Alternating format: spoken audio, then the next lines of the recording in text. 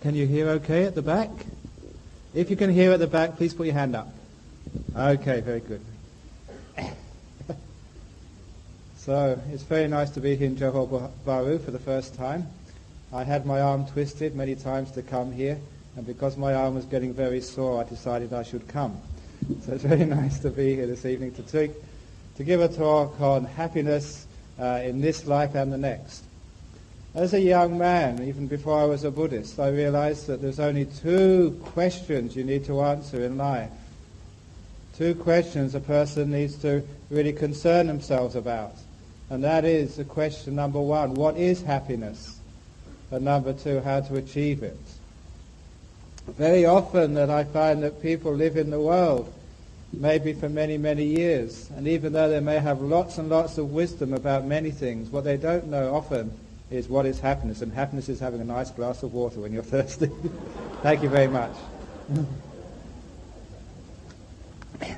But it's more than just having a glass of water when you're thirsty, as I will try and demonstrate in this talk. Indeed, the question of happiness in this life and the next life is so central to what religion should be teaching, especially Buddhism. Recently I was in a conference in Cambodia with the Chief Priest Reverend Dhammananda, and I was mentioning there in my presentation that in order to bring Buddhism more closely to the ordinary people of our world, in order to put it in a way which keeps its ancient message but which puts it in a way which is more relevant to people, we can actually rearrange the format whereas keeping the essence. And so quite often now, when I talk to people about the basic Buddhist teaching of the Four Noble Truths, you know what the Four Noble Truths are? What's the first Noble Truth? No. Not in Ajahn Brahm's teaching of the Four Noble Truths. Because if you start by teaching suffering as the first, then a lot of people don't want to hear anymore. There's enough suffering in their life, so why do they want to hear about more suffering?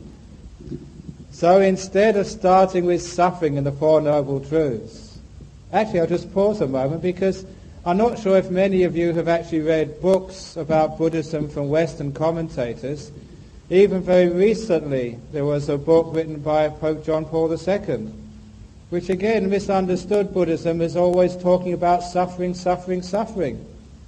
And even as a young Buddhist growing up in England, even there I read books about Buddhism that was suffering, suffering, suffering. I was very relieved to meet my first Buddhist monk and see they were happy. Actually, the first Buddhist monk I saw, when I saw them smiling, I thought, he can't understand Buddhism. Buddhism, that's what I thought. I was stupid in those days.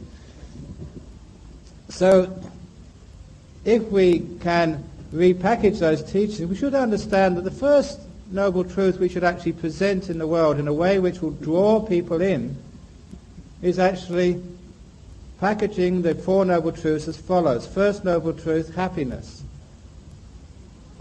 Second Noble Truth, the cause of happiness. Are you interested? Yes. Third Noble Truth, that sometimes there's no happiness, which is true, isn't it? And the fourth Noble Truth, why sometimes there's no happiness. Now those of you who are smart, who know your Buddhism, will realize that I have just explained the Four Noble Truths, but just rearranged them, that's all. Because usually we have the third Noble Truth is the end of suffering. What's the end of suffering? Happiness. So I just put the third Noble Truth first, happiness. What's the cause of happiness? What's the cause of the ending of suffering? The Eightfold Path. That's the cause for the ending of suffering. In other words, for the arising of happiness. The Buddha said that Nibbana, enlightenment, is the highest happiness.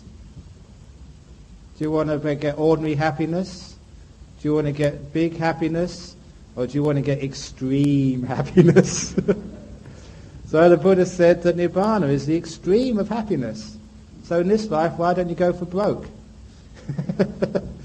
So that's the second Noble Truth in the rearrangement. The cause of happiness is the Noble Eightfold Path. And that sometimes in life there isn't happiness. Have you been miserable today? Remember your 5 precepts, don't lie, come on. Sometimes there's always some things in our life which cause us misery, a bit of pain, disappointment, frustration, anger, ill will, guilt, grief. You know, there's so many words for suffering in life. We know all those words, but there's also a lot of words for happiness as well. And maybe I can mention some of the words for happiness also. So, but it's nice to see the filling up.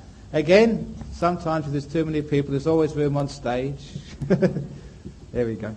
So when we have the second noble truth as the course of happiness is the Eightfold Path, the third noble truth that sometimes is not happiness in life, called suffering, and perhaps one of the most interesting of the Four Noble Truths is why we suffer, why there's unhappiness in our life. You know what the Buddha said is why there's unhappiness, why there's suffering? Craving. So that's rearranging the Four Noble Truths in a way which appeals to people. First of all, because it puts happiness right at the very front. It was a great relief for me when I became a monk. In fact, first of all, I'll tell you why I became a monk in Thailand. Because where I grew up as a young Buddhist in London in the late 60s, early 70s, there were monks of all the different traditions. There were Zen monks, there were Thai monks, there were Tibetan monks, there were Chinese monks, there were Burmese monks. There were monks from all over. It was almost like a marketplace, like a supermarket of monks. And when I went to the different centres, I went to every centre. You know the reason why when I wanted to become a monk, I wanted to become a monk in Thailand? And this is actually true. Because I thought, from my experience, that the Thai monks smiled the most. The Tibetan monks were right behind, they were a close second, but the Thai monks actually won just by a head. And I thought, as a young man, trying to get inspired and interested in Buddhism, if this religion was worth anything, if these monks were practicing properly and ending suffering, then surely they should be happy. So I was looking for happy monks, because for me, happiness was a sign that those monks had understood Buddhism, had freed the mind from suffering, that they were smiling. Come on, quick.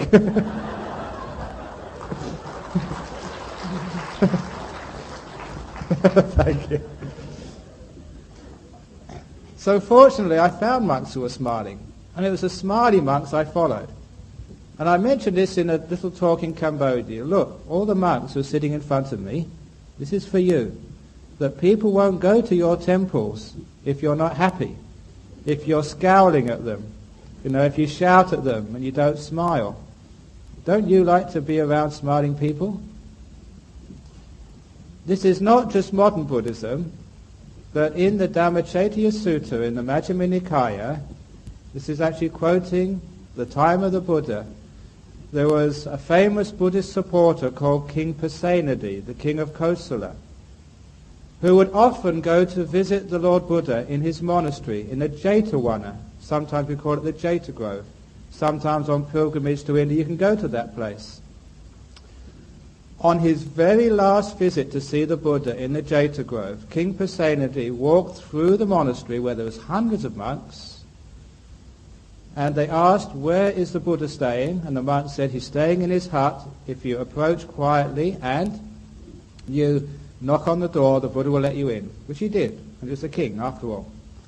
And when the king went into the Buddha's hut, the first thing he said was that in all his life he loved coming to the Jeta Grove monastery, not just to see the Buddha, because in that monastery all the monks were always smiling and happy. And being a king, with all the busyness and stress of being a king, if you think it's as stressful living in Johor Bahru and Singapore in our modern times, think what it was like to be a king in those days. My goodness, that was stress. Because you didn't get sacked, you got killed, you got if you got overthrown. So he always loved going to that Jeta Grove because he always saw the monks smiling and happy. And from that day to this day, people love to see smiling people, happy people, because if you see someone smile, then you smile too, don't you? Yeah, there you go. See, it works again. It brings people happiness. And he also said, and this is perhaps the most important part of this for you monks and novices, he said the reason why these monks are smiling must be because they have good meditation and they understand the Dhamma. And the Buddha said, yes, that's how it is for people who have good meditation and understand the Dhamma. They smile a lot because they have little suffering in their lives. And that's a good way to know that this is a way of happiness, the way of Buddhism. It's not a way of misery. It's not a way of extra suffering. And this is what I'm going to be talking about this evening. This is the way to happiness in this life and beyond. The way of happiness which the Buddha taught is like the way of the Eightfold Path. And it goes against the way of craving. That Eightfold Path, you should all know that Eightfold Path which the Buddha taught is basically being virtuous, meditating, becoming wise. Now these days, especially young people, they don't like to be virtuous. Because you know why? They think that being virtuous is no fun. That's why some years ago I was giving a retreat in Australia, and the meditation places we would use were usually like disused or partly used Catholic retreat centres, which we used to use. And so I was holding a meditation retreat at actually it was a Catholic convent. They had lots of rooms there, a nice meditation hall. We were using it for the afternoon, for the weekend. We were infiltrating. But during the interview time, I happened to look out the window and I saw two Australian men. They'd just been to church on a Sunday morning and they were just saying goodbye to each other. And one of them said to the other, "Be good." And the other one said, "No, that's no fun." And I think that's actually that's an impression which people have in the world, that keeping precepts, being good, being trustworthy, being moral is no fun. The Buddha said actually the opposite. Sometimes if we want to create a better world, a world of more trust, a world of more honesty, a world of when we can be not afraid with other people, then we need more virtue, and it actually makes everybody more happy. Do you want to live in a happier world? Do you want to create more happiness? Then be a good person. We have all of these precepts of Buddhism and many different religions. Once I was giving a talk to a primary school about 10-year-olds, and I had to teach them Buddhism. And so I taught them like basic Buddhism, first of all precepts. I talked to them about the Buddha's advice to his son Rahula, which was, Rahula, don't do anything which would hurt another person or which would hurt yourself. Now, isn't that common sense? We don't want to hurt other people or hurt ourselves. So having said that to these 10-year-old children, I said, okay, what hurts other people? What hurts yourself? And asking a question of these children, in about 5 minutes, these children had discovered the 5 precepts. Because killing animals, they realized, was bad. It hurt the animals, and it also hurt the owner of the animals. Sometimes people think that you can hurt animals and animals don't have feelings. My goodness, they have feelings. I told the children about the story of the cow that cried. This is a very sad story, but a very beautiful story, which happened very close to my monastery in Perth. My monastery in Perth is very close to a prison, but it's a low-security prison. In fact, that prison hasn't got walls around it, but my monastery has. And actually it's happened that sometimes people are visiting for the first time. They go to the prison thinking it's the monastery. And they say, are there any monks in here? Unfortunately there's not. So anyway, this is a prison farm, an open prison. The idea is that the Australian government think that when prisoners have done only a small crime and they don't have a long sentence, or if they've done a bad crime, they've had a long sentence, and maybe within about a year or 6 months of their release, that maybe they can go to like an open prison where the security is not so harsh, and also they can learn a job, learn a trade.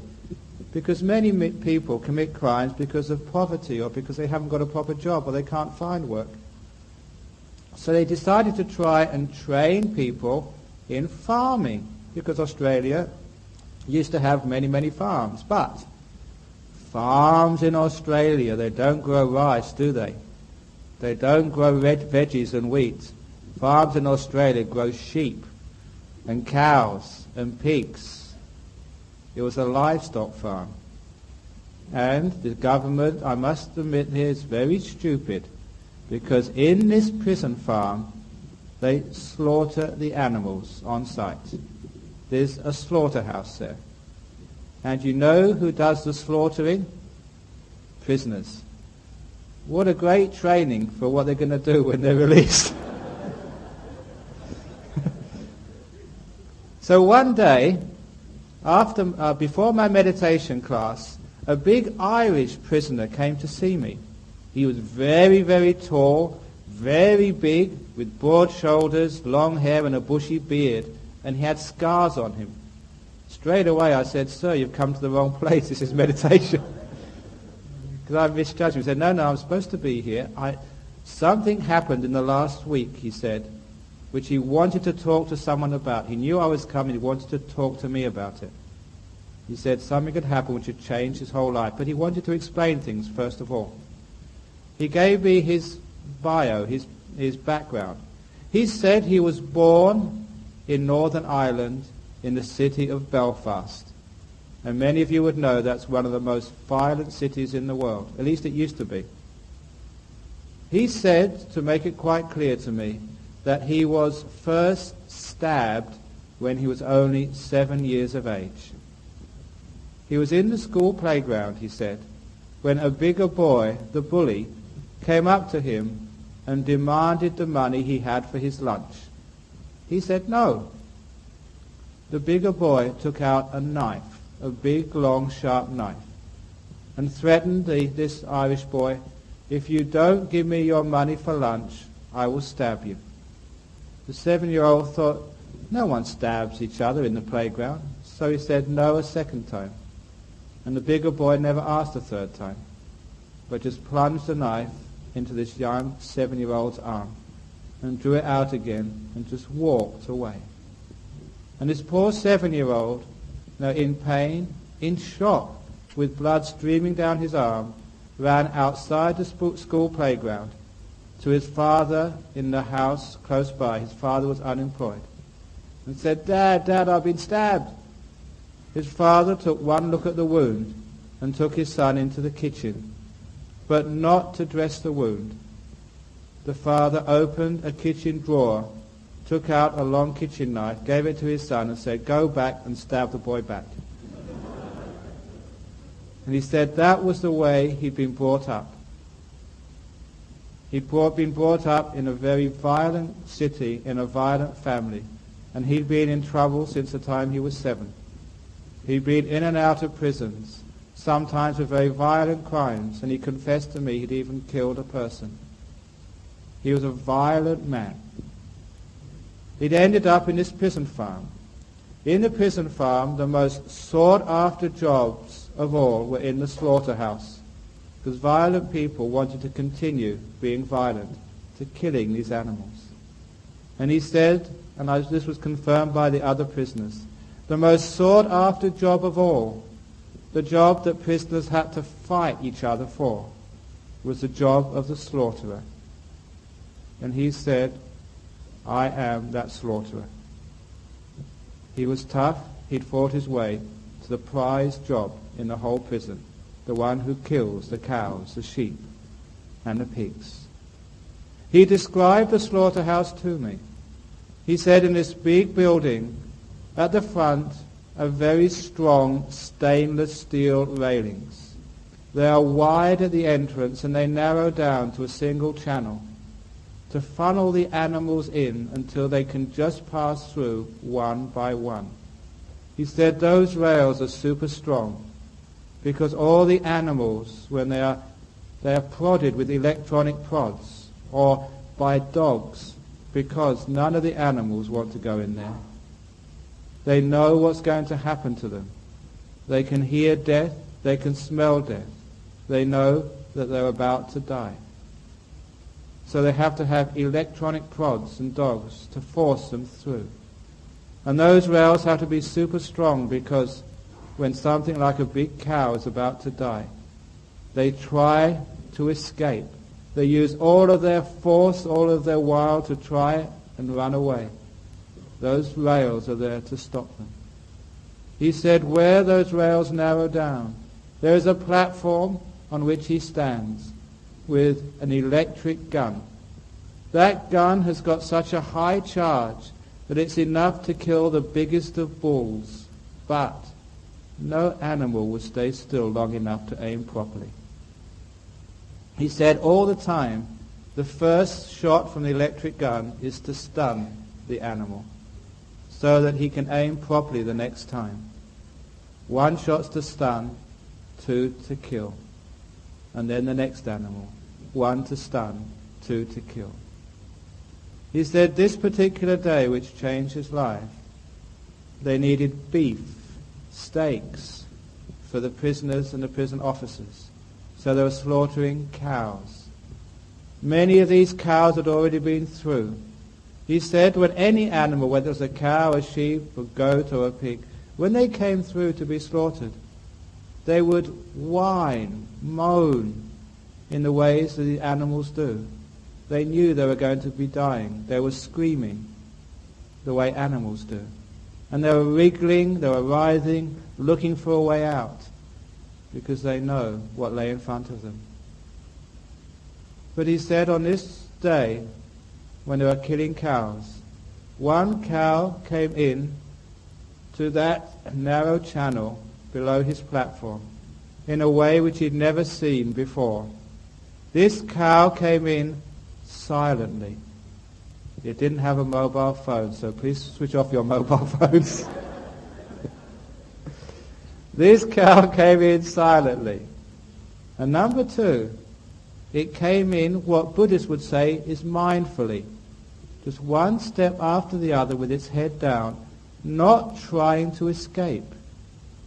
And when it positioned itself voluntarily between these 2 railings, it lifted up its head and looked directly into the eyes of its executioner, this Irishman. The Irishman told me this was so unheard of. He'd been doing this for so many months. He'd never seen any animal act like this before.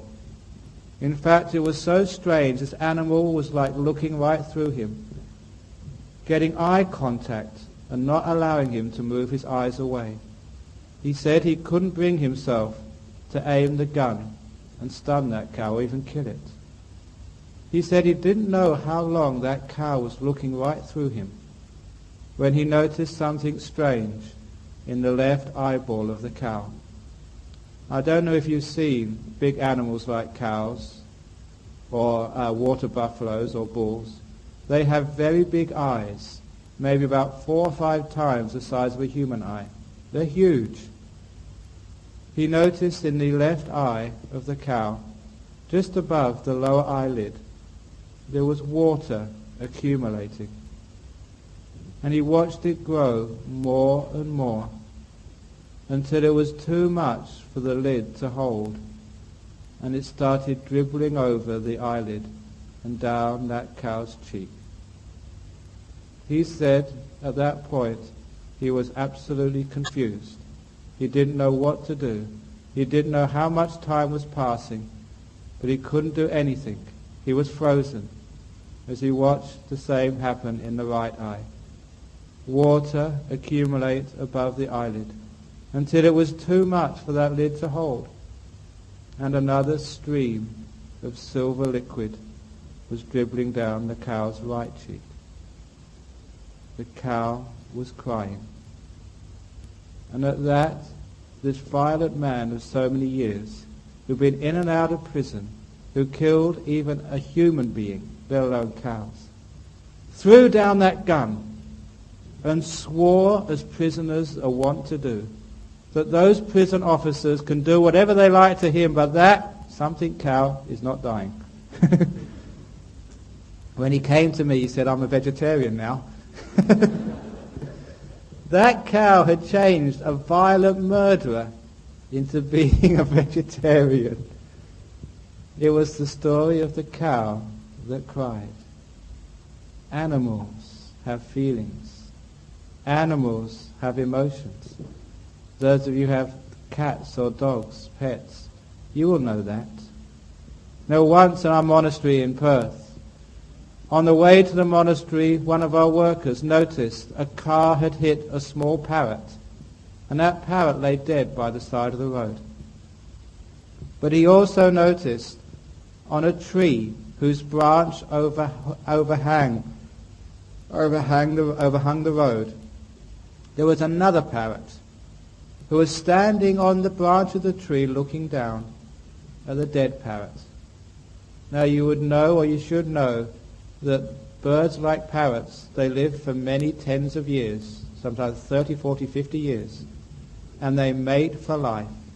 When they choose a partner, they never get divorced. You know why? Because they can't find lawyers who are parrots.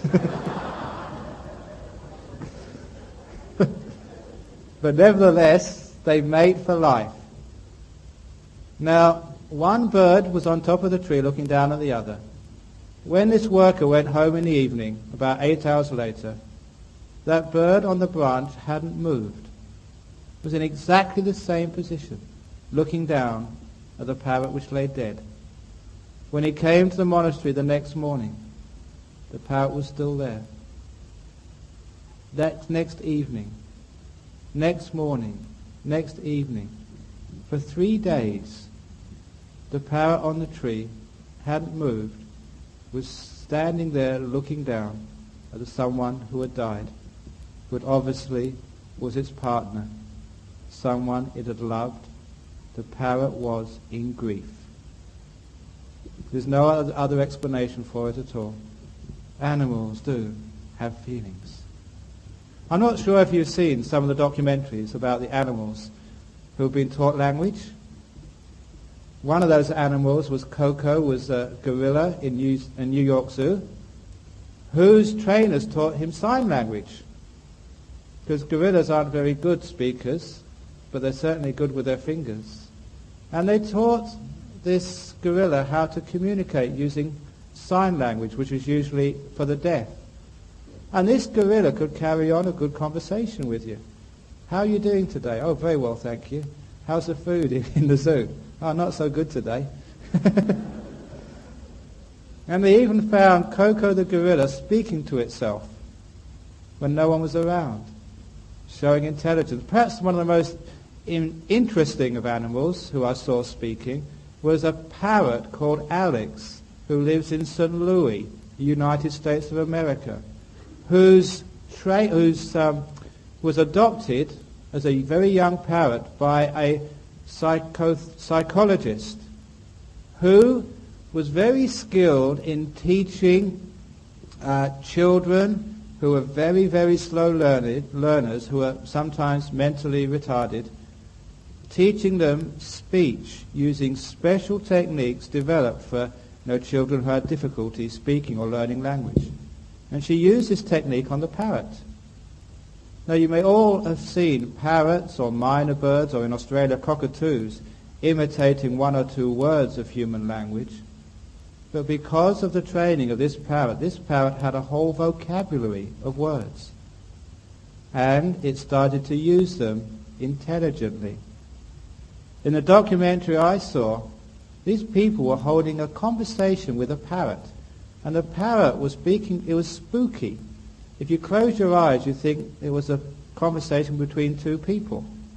But what really convinced me was when someone asked this parrot another question, and this parrot turned around and squawked away and said, "I'm bored, I'm not playing anymore." The parrot was showing emotions and ill will. And that's a sign of intelligence. It's a sign that whether it's a parrot, whether it's a dog, whether it's a gorilla, whether it's a cow, these are beings who aren't that much different than us. What it was actually showing, I've deviated a bit from my topic, but nevertheless, what it's showing is that why we shouldn't kill animals. Because animals feel pain and are afraid as well. If ever you see an animal which is hurting, sometimes we say we're going to put it out of its misery. We don't put animals out of its misery, we put them out of our misery. Because we can't stand it. It's our pain. So these children actually, they learned that hurting another being is bad. Children know that. I wish our adults would have the wisdom of children and know that hurting other beings is bad, that stealing is bad. Even like committing adultery is bad. Why do we actually go around playing with other people's wives and husbands? 5 minutes of happiness and days, months and months of pain. It's a silly thing to do when we really think about it. Now, would you like your partner to cheat on you? Lying is bad. We've got to trust each other. Once one of my school friends, best friends, went to visit me in our monastery in Thailand. And I told him that in our monastery we go on alms round in the early morning. We go for a nice walk through the villages. It's a beautiful time of the day. Why don't you come with us for a walk to see how we do things? And he said, yeah, I would like to, but you guys get up really early in the morning. I don't think I'll be able to get up that early. And I said, well, don't worry. I'll call you just 5 minutes before and you can get dressed quickly and you come with me. And so I accepted that and I called him the following morning. And on the walk he said something which really moved me. He said, when I promised to call him early in the morning, he said when he went to sleep, he knew I would call him. He knew that because of my honesty, he could trust that I would be there in the morning to call him awake. And he said in London where he lived, many, many people promised to do things for him, but most of the time they didn't fulfill their promises. He said it was so wonderful living in a community where people never told lies. Isn't it strange in our world, because we can't trust each other, that sometimes that life is not happy?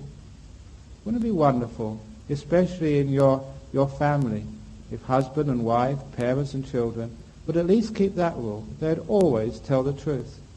There'd be so much happiness and a sense of ease when we could trust one another. That idea of trust is so useful in our world. Because of monks' honesty, when we were building our monastery in Western Australia, again I've told many people how I had to build that monastery. I was the main builder there. I remember once going to the hardware shop to get some timber for the roofs. And it was such a big order of timber. When we were checking it out, we missed some of the timber. We didn't pay for it. So the following day, I went back, because it was an honest mistake, and said, look, I'm terribly sorry, but yesterday we took some timber, you missed it, you didn't charge us for it. And the person at the counter said, what? I said, look, we took some timber yesterday, I'm sorry, but we didn't charge us for it, can we pay you for it? And they said, we've never seen that before. They were so surprised that someone was being honest that we paid for it, and from that time on they gave us 10% discount whatever we got. We made up for what we paid for that timber 100 times over, which shows that actually honesty is good economic sense as well. So on the last precept, sometimes people in the world find that the hardest precept to keep: drinking alcohol. Which is why I tell the story of what happened in Sydney a few years ago. This is a true story. A man had been drinking one evening, and on the way home he was stop laughing, monks. They know the story, I've been telling this many times. On the way home he was stopped in a police roadblock because they were checking up to see whether people had been drinking and driving. I hear they do the same thing in Malaysia as well, and probably Singapore, because it's very dangerous to drink and drive. But this fellow was stopped in the police roadblock, and there was no way out. He realized he was going to be in trouble because he was certainly over the limit.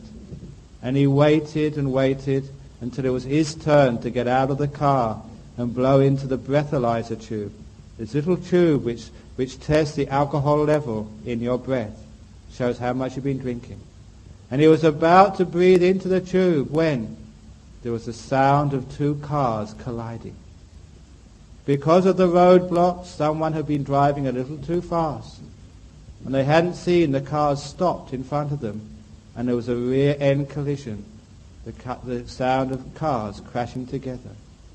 And so the policeman heard that crash too and said, "Sir, it's much more important I deal with the crash. You go home."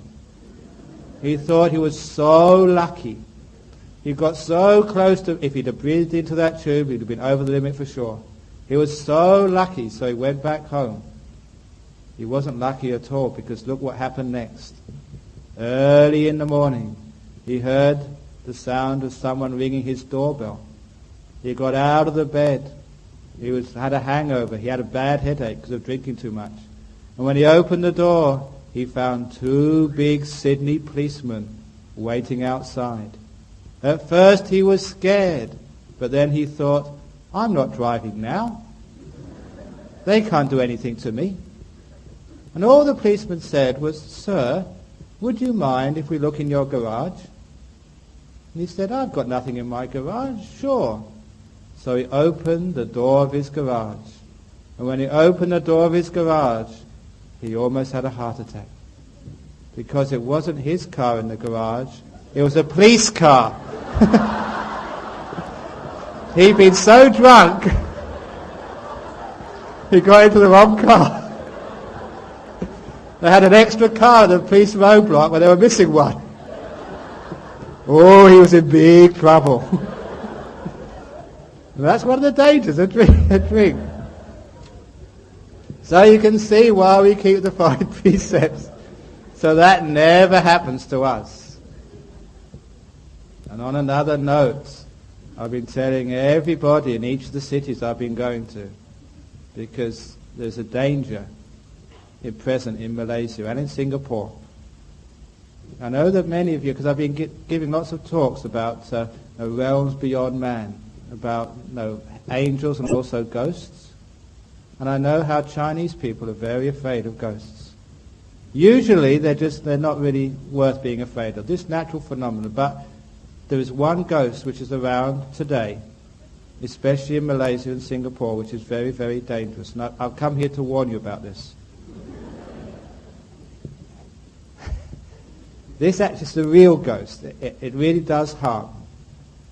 It takes over people's minds. And it makes them say things they wouldn't normally say. It makes them do strange things which only crazy people do. It actually possesses people. Have you ever seen a person possessed by a ghost? Maybe you have. I really think you probably have seen someone possessed by this ghost. Sometimes it can even kill you. It's called the bottle ghost. Have you heard about the bottle ghost? It lives in bottles of whiskey and rum and beer and wine. When you take off the top, it gets into you.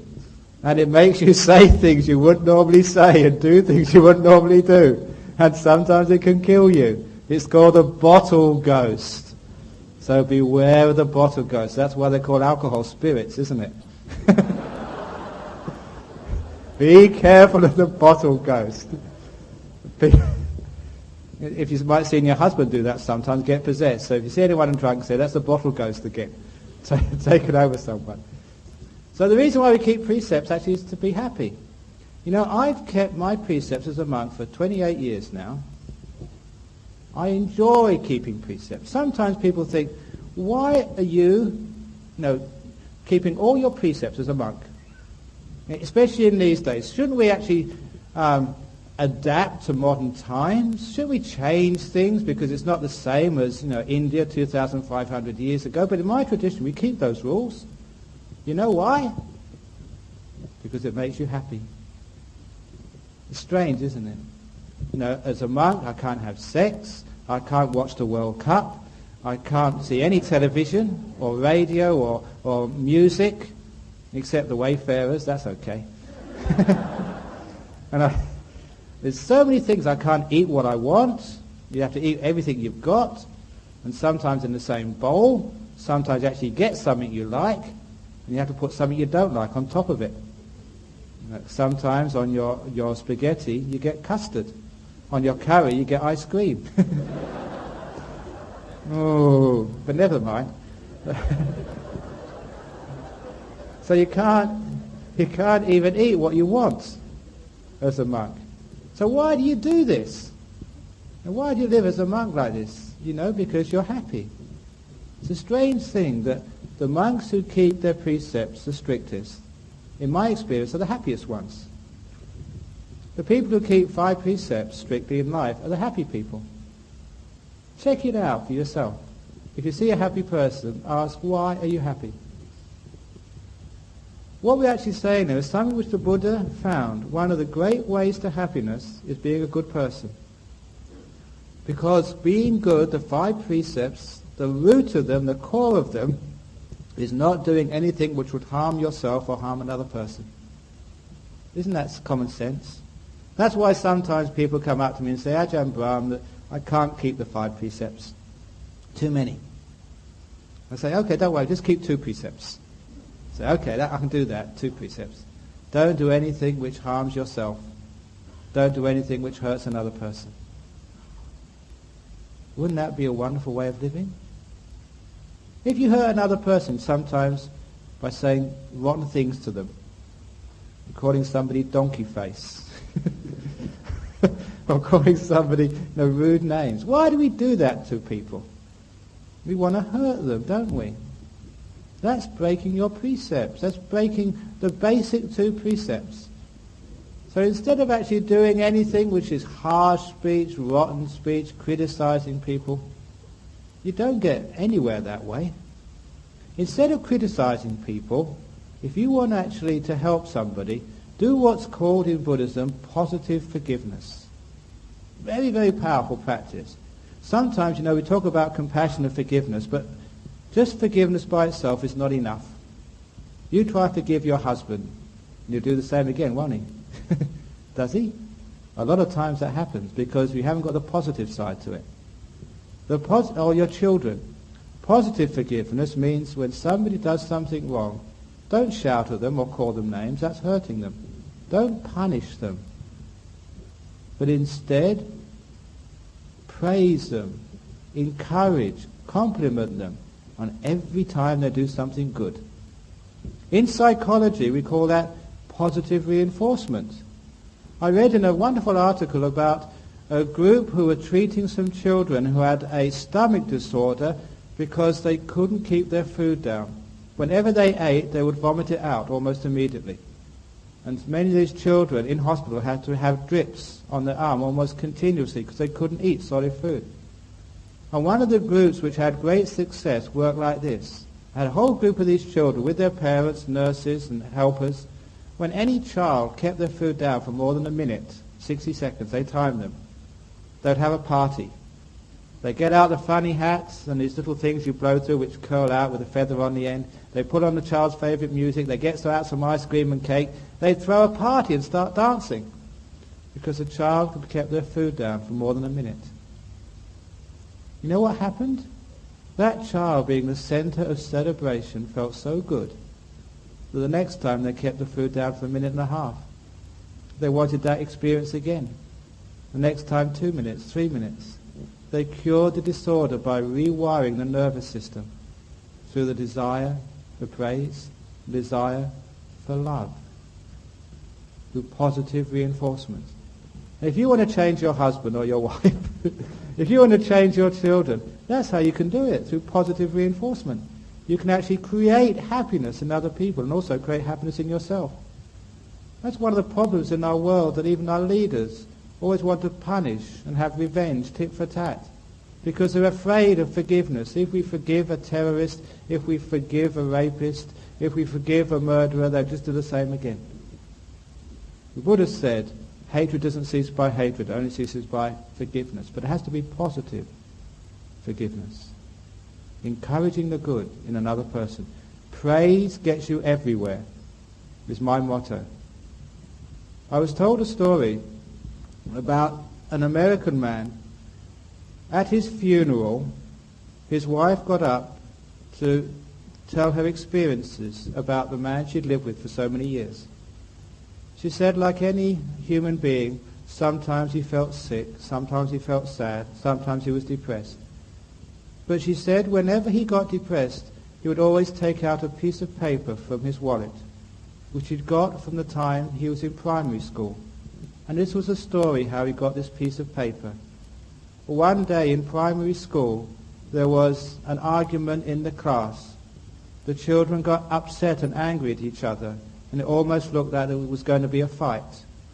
And the teacher stopped the class immediately and gave them all a piece of paper. And she told the children to draw a line down the center of the paper, dividing the piece of paper in half. And then she told the children to choose one of their enemies, one of the children they didn't like, and to write some reasons why they didn't like them. To write it all down on that left half of the piece of paper. And so all the children wrote down what they really didn't like about one of the enemies in the class. And then, when they were finished, the teacher said, about that person, in the right-hand column, write down what you really like about them. And they had to do that.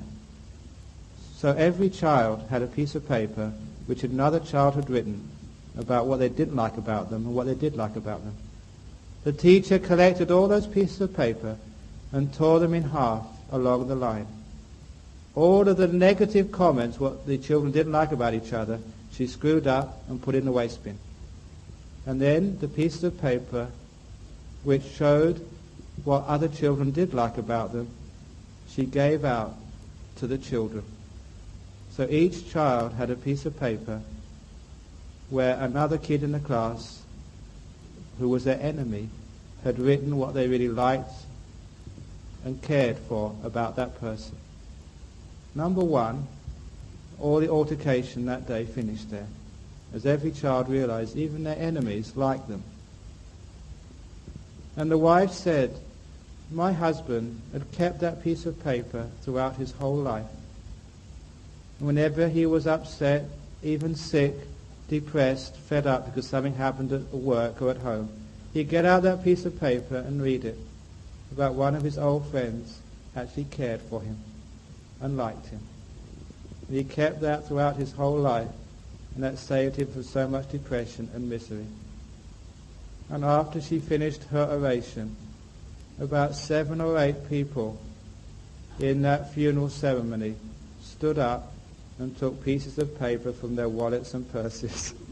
They too had kept those magic pieces of paper because it had meant so much to them that they kept it for 50, 60 years.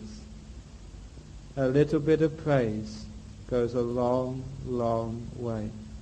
It's called positive reinforcement.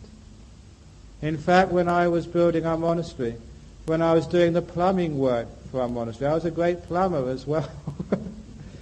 And we had our first plumbing job was the monastery ablution block, 6 toilets and 6 showers for the monks and all our visitors. And it was a big job. I got someone to draw out the plans for me, but I had to put all the bits and pieces together and buy all of the plumbing gear. So I went to the plumbing shop, a big plumbing shop, and I went, you know how I did it? I went to the counter, put down the plans and said, help. And one of the people behind the counter, his name was Fred, I still remember his name, he came up to me and said, this is a big job. It was worthwhile him actually spending time with me because there was lots and lots of things for his store which we were buying. And he showed me how to put it all together and exactly all the tricks of the trade. I was a quick learner, so he spent time with me. I learned how to do plumbing. And then I took all the stuff back to our monastery and we put it all together. It needed to be checked by the health inspector of the council to make sure it was going to work. And the health inspector came, it passed first time. I was so pleased. And the next day the bill came. And so I got a check from our treasurer. And I decided when I was going to send the check back to this company that I should write a letter of thanks, because actually Fred had actually helped our monastery save money. And he spent time with me so I could learn how to do plumbing. So I sent the letter back, here's the check for all this material we bought from you. And also thank you to Fred behind the counter, who really helped me with this plumbing job. And I put it in the envelope and sent it. I didn't realize that it wasn't just one shop. This was a branch of a big corporation in Perth and had branches in other states as well. So when I sent the letter, it actually didn't go to Fred behind the counter. It went to the accounts department, to a little clerk, who opened the letter, read it, and was so surprised because in their experience, the only time you get a letter is with a complaint. And this was a bit of praise. So this accounts clerk took it to the manager of the accounts department, who also read it, and was so surprised that he took it to the managing director of the whole company. And the managing director read it, and the managing director was taken aback. It was a letter of praise from one of the clients. So the managing director got on the phone to this branch of the big company and asked to speak to Fred. He said, Fred, I'm the managing director. Uh-oh.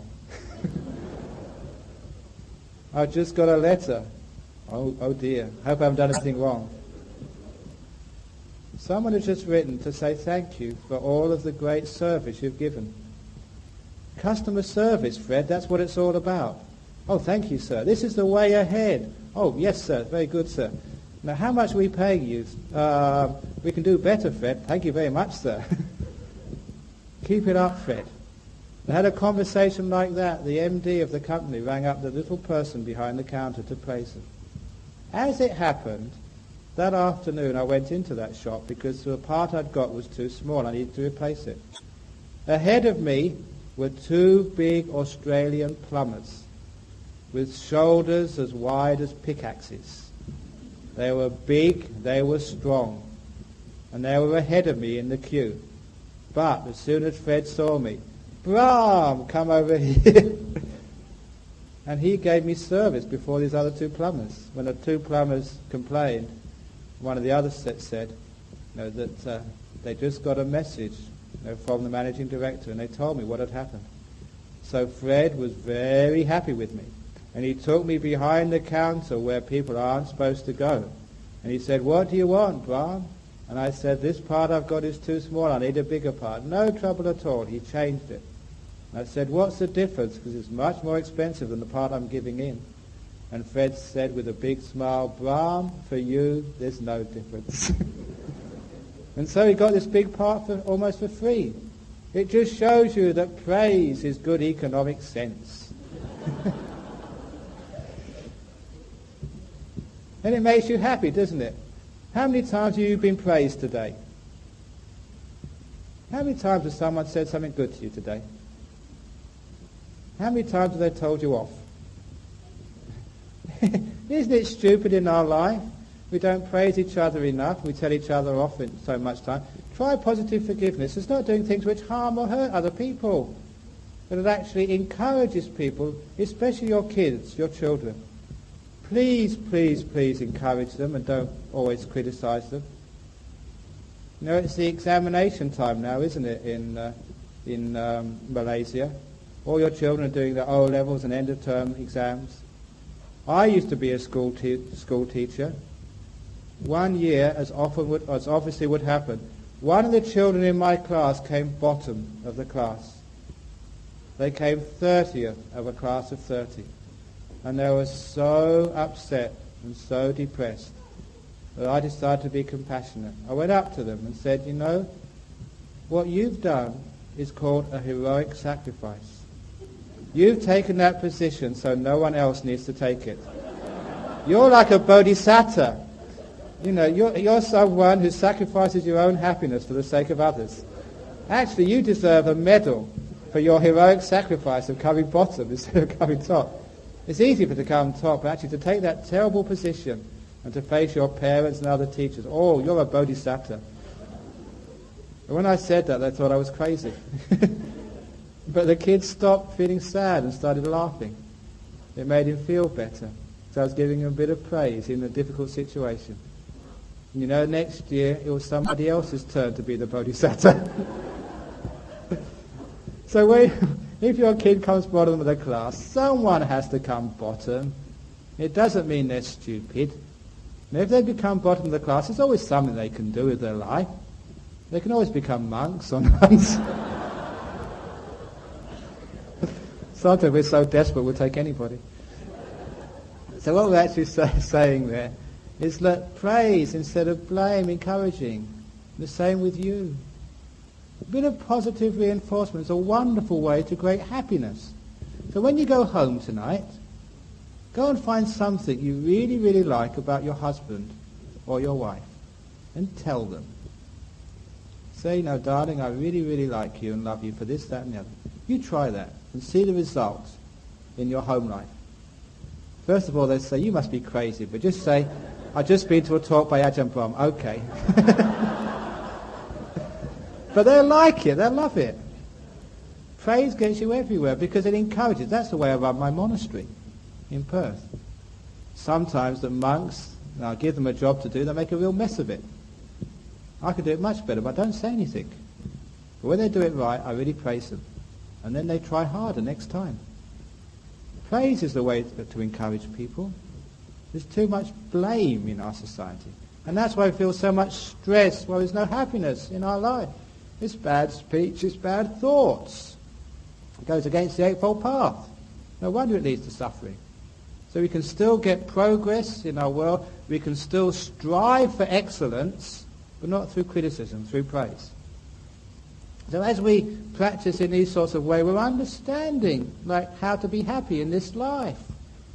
How many of you are perfect? So why do you criticize other people when they're not perfect? You know, one of the great Zen stories is about the Japanese monk and his garden. Many of you may have been to Japan. You know the Japanese monks are famous for their beautiful gardens? So one of these monks had the best garden in the whole of Japan. People came from far and wide to see his garden. It was immaculate. It was inspiring. It was profound.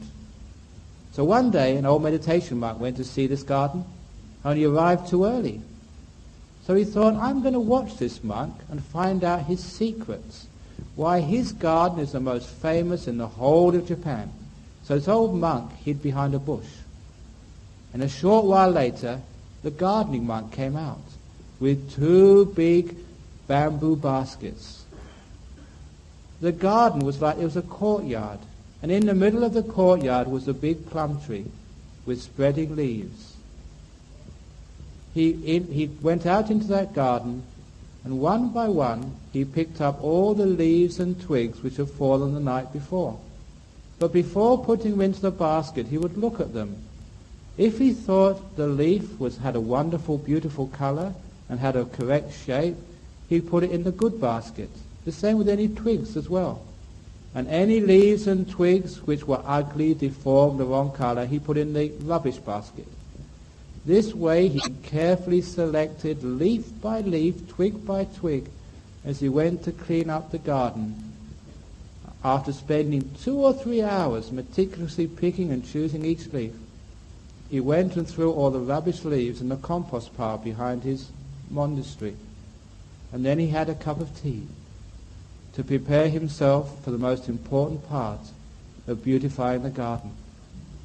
After having a cup of tea and meditating a while, when his mind was composed, still and mindful, he went out into that garden, and one by one he placed the leaves and the twigs in just the right place around the garden.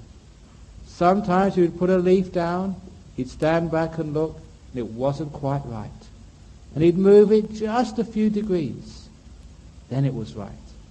He was a perfectionist, but also he was an artist who had such a command of color and shape and the distribution around the cherry tree, the plum tree, that when he'd finished after many hours, that garden looked immaculate.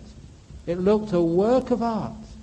And in the afternoon, he'd open the garden up for visitors. And people would come from all over the country to admire this garden so meticulously arranged. After he had finished, the gardening monk came out. Sorry, the meditation monk came out and spoke to the gardening monk and said, I've been watching you. And you know, I've come to praise you. All your diligence and all your effort and all your care, your garden is almost perfect. And at those words, almost, the gardening monk went white. All the colour drained from his face, and he stood up, bolt upright, with his lips quivering. Almost perfect. And he went down on the ground and bowed to the Master and said, "Oh, great Master, you've been sent by the gods of compassion to teach me how to make my garden even more perfect. Please tell me, O great Master, shower your compassion and wisdom on me. How can I make my garden more perfect? I don't want it to be almost perfect." And the meditation monk said, "Do you really want to know?" "Oh, yes, please. Don't withhold your great compassion, O wise Master." So the old meditation monk said, "Okay, stand here and I'll show you how to make your garden absolutely perfect." And so the old monk strode to the middle of the garden, and he put his old but strong arms around that plum tree, and he shook the hell out of it. And leaves and twigs fell all over the place. As the gardening monk stood in horror, "You've ruined," and said, "Ah, that's perfect." Do you understand that story? Isn't it a lot of suffering trying to make perfection when we don't understand what perfection really is? We try and make our children perfect. We try and make our life perfect. But isn't it the nature of life that sometimes things go wrong? So what do we do when things go wrong? Sometimes we just focus on the wrong things, we don't focus on the good things, and therefore we suffer. That's a lack of wisdom. And one of my favorite stories is the story of my brick wall. Many of you have heard this before, but when you really understand it, only then will you not want to hear it again. The story of my brick wall goes like this. In the early days of my monastery, we didn't have any money. We were broke monks. So we had to borrow money, or the society did. And all the monks had to labour hard.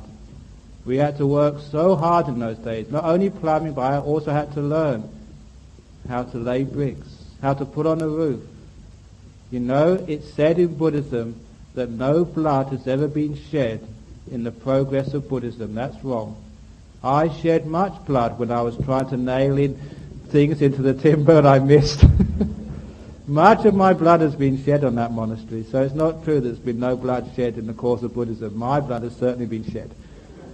I didn't start off as a good builder, but when I started learning how to lay bricks, it's not easy to lay bricks as a monk bricklayer. When you put the brick on a lump of mortar, it was never level, you had to tap the high end down to make it level. But when one end was tapped down, another end moved up. So you tap that end down, and then it would move out of line. So you tap it back into line, and then the first corner would move up again. And it was so frustrating trying to get all those bricks in the right place. But I had lots and lots of time. I was very patient because I wasn't being paid. And after a while, I'd finished my first brick wall.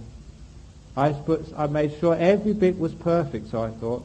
But after I was finished, I looked back at that wall, and I found there were 2 bricks which were out of line. I'd missed 2 bricks, and those bricks spoiled the whole wall.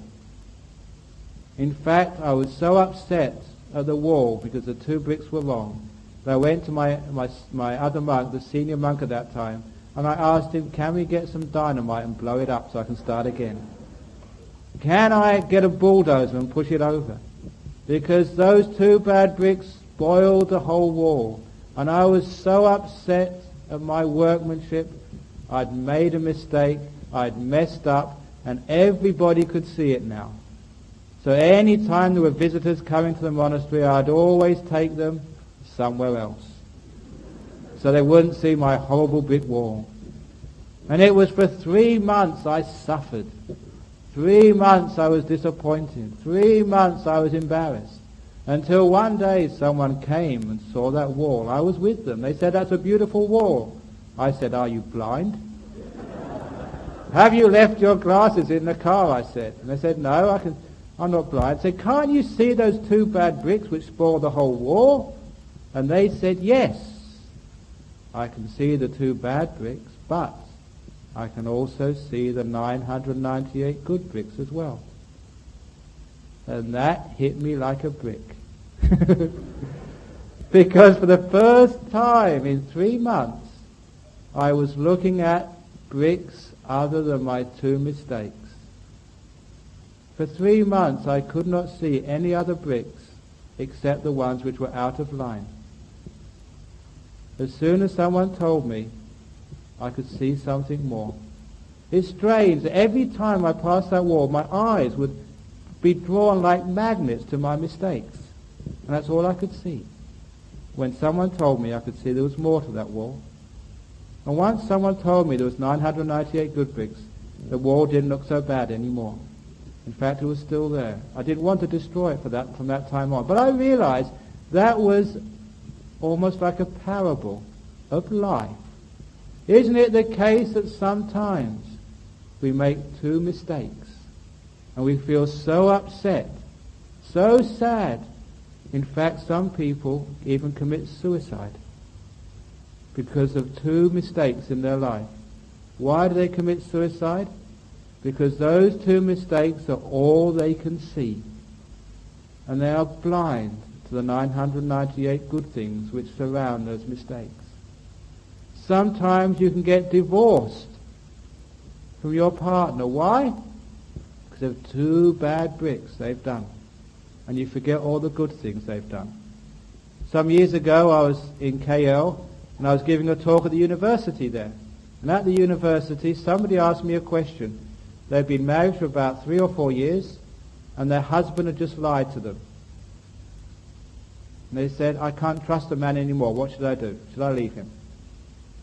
And I asked the question, they said, "What are you studying here?" They were studying maths. I said, "Great. Now listen to this. If you've been married 3 years, how many days is that? Say like 1,000 days. In those days, in each day, how many things does your husband say to you? Let's say 30 things they say to you, 30 statements. So that's 30 times 1,000. That's 30,000 things your husband says. Now this is the first time he's lied. So that means 29,999 things he said is the truth. Now, according to statistics, that means the next time he says something to you, there's a 30,000 to 1 chance he's telling the truth. Why do you say you don't trust him? Now, isn't that logic? Isn't that reasonable? That somebody lies once out of 30,000 times, and we think we can't trust them anymore. Really, logic says there's a 30,000 to 1 chance of them telling the truth next time. I think that's pretty trustworthy. But why is it they make a lie once and say we can't trust them? Because 1 bad brick in the wall, that's all we see, and we want to destroy the wall. So many relationships will keep on going. So many friendships. Isn't it a shame we can be a friend for life and our friend disappoints us once? We break the friendship.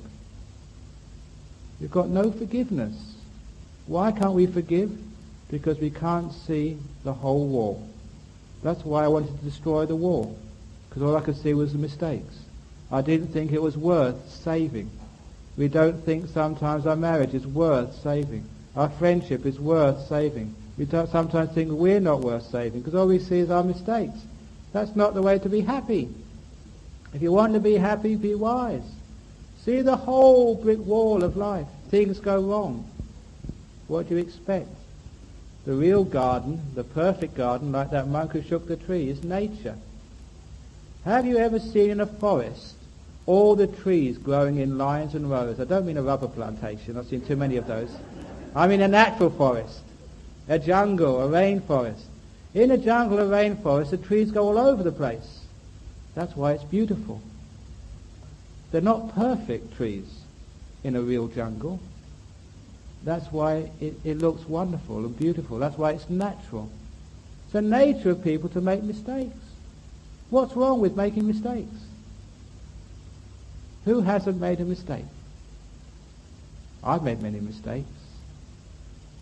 No, once, in my monastery many years ago, when I was the senior monk there, I was walking through the grounds of my monastery, and I found in the grass a hammer which had been left out in the rain because it was going rusty. Now, please remember that as monks, everything we get is dana, is charity. And I thought that somebody, it may have been a very, very poor supporter of our monastery, may have saved up for weeks to buy a hammer. Not everyone is rich. Sometimes people are unemployed, and they still want to help, build a monastery. So someone had actually given dana and given a hammer to our monastery, and one of my monks had foolishly, carelessly, without mindfulness, left it out in the grass. And I thought this wasn't on, this was too much. I decided I'd have to really give those monks a scolding. So to look after the gifts given to a monastery. So that evening I called a meeting of the monks. And sometimes I don't always give a talk with many jokes. That evening I didn't tell any jokes at all. I scolded those monks and I told them off about the importance of generosity and charity. If you give charity to an organization in our monastery, we have to make sure whatever's given is used properly. We can't go leaving hammers to get rusty out in the monastery grounds. You need to look out for these things, take care of these things, protect these things, because this is the faith of the lay people. If you monks don't look after these things, how would you expect monks, lay people, to give anything in the future? They'd lose faith in us. We're wasting things. I went on like that for about an hour. At the end of my talk, all the monks were sitting dead straight. And they were almost white. When I finished my talk, what was most disappointing of all, what really upset me, was not one of my monks confessed. I thought at least one of them would put up their hand and say, please, I ask forgiveness, Ajahn Brahm, it was me, I was just too busy, I forgot. And that was the most disappointing thing of all. No one would actually confess. I thought that maybe I'd been too tough and I'd scared the monks too much. But I thought even then, they should confess, they should own up. So when I went outside of the hall to go back to my hut, I was feeling very, very disappointed. Almost disillusioned, with my fellow monks. It was only when I got outside of the hall that I realized why no one had confessed. It was only then I suddenly remembered who left that hammer out in the grass. You got it right, it was me. Oh, it was so embarrassing.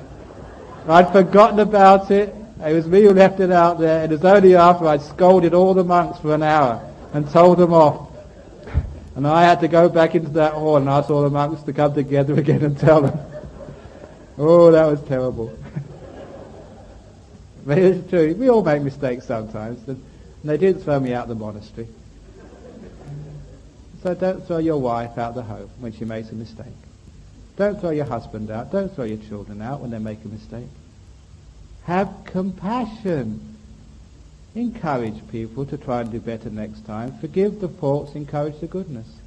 It's the way to happiness. It's also the way to personal happiness as well, the striving for excellence. Even on the Eightfold Path in your meditation. If you strive, and always so critical of yourself, I'm not good enough, I can't do it, it's too hard, I'm not up to it. How can you expect to get progress that way? So that's why that some people in their meditation retreats and their interviews, when they say that, I've been thinking this way, I've been thinking that way, and I can't get my mind peaceful and quiet, I tell them there's no such thing as a bad meditation. I stretch the truth a little bit to try and encourage them. I say, keep on working, keep on working. I tell them the check's in the post. Maybe it hasn't come yet, but if you keep on striving, I encourage, but I never criticize. I never tell people off. And that way you get many more disciples and you get many more people wanting to stay with you. It's called compassion, which is the way to happiness in this life and the next. It's called forgiveness, which is a form of letting go. It's called encouragement, which is like striving with right effort. These are all ways which leads to happiness in this life and the next. Don't you feel bad when you said something wrong or terrible about another person? once there was a man who'd said a terrible thing to his wife. And so he went to the monk in the local monastery and said, "Monk, can you do some ceremony for me? Can you do some rite? I'll pay you a lot of money so I can undo the harm I've done to my wife by saying a terrible word to her."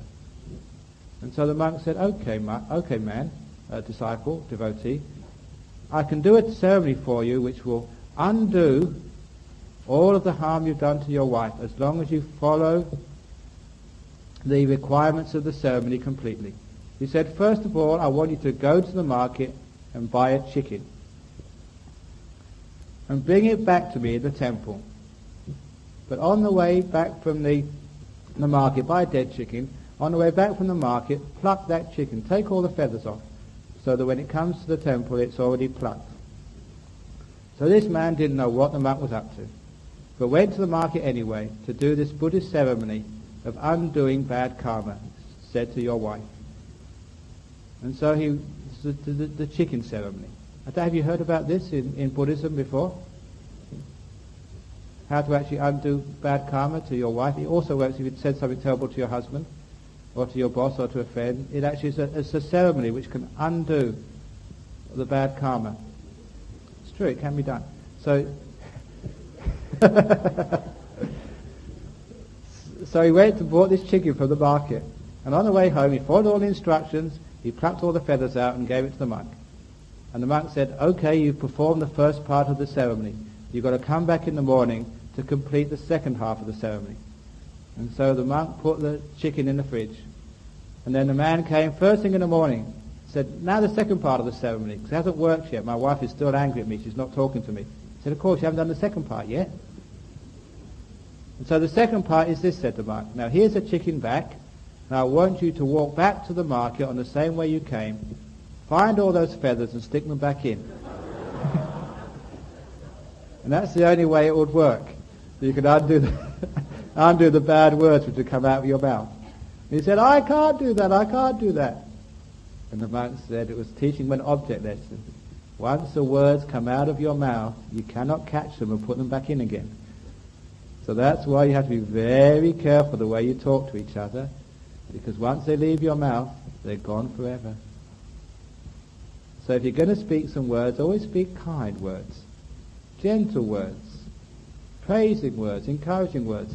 Then not only are you encouraging happiness in your family, you're also encouraging happiness in yourself, making wonderful good karma. And you can actually build up a very positive family, and a very positive company, and a very positive monastery, and a very positive community. Praise gets you everywhere. It's called positive reinforcement, and it's the way to make you happy. There's too much depression and stress in this world. Why is that? Because everyone is so critical of each other, and they're so critical of themselves. It gets so bad that once a girl came to see me in Perth. She was 13 years of age. She had a deep psychological problem which no psychiatrist could get rid of. When she came to see me, I asked, no, young lady, what's your problem? And she said, my nose is too big. Because I was a scientist before, I did a quick measurement of her nose, just in my mind, and I said, madam, your nose is average. It's not too big, it's not too small. It's not the most beautiful nose I've ever seen on a young girl, but it's not the most ugly either. It's an average common or garden nose. But no matter what I said, she could not forgive herself for having a big nose. I couldn't deal with the problem. So often we're so critical of each other, we'd even get depressed over having a big nose. So please praise each other. Please praise yourself. When you go to bed at night, who's the last person you see before you go to sleep? You are. So please say good night to yourself. Good night, me. Have a nice sleep. And when you wake up in the morning, who's the first person you see? You again. Here I am again. Have a nice day. Now what you're actually doing there, you're praising yourself, you're encouraging yourself. You're spreading loving kindness to yourself. It's compassion in action. We can always say, be kind, be compassionate, but these are ways of doing it. We can always say, be happy. But these are a way of solving the suffering problems in our life. By remembering the similes of the brick wall. By praising, by not wanting your children to be perfect, not wanting yourself to be perfect, by encouraging, and that's perfect. So please, encourage happiness in the world by not doing anything which hurts another person or an animal, and not doing anything which hurts or harms yourself. Don't say terrible things to yourself in the silence of your hearts. Always be kind, both to yourself and others. And that's one of the wonderful ways to create happiness in this life and happiness in the next life. And if I don't stop now, it will soon be the next life. So thank you very much for the talk. Now's the time for questions.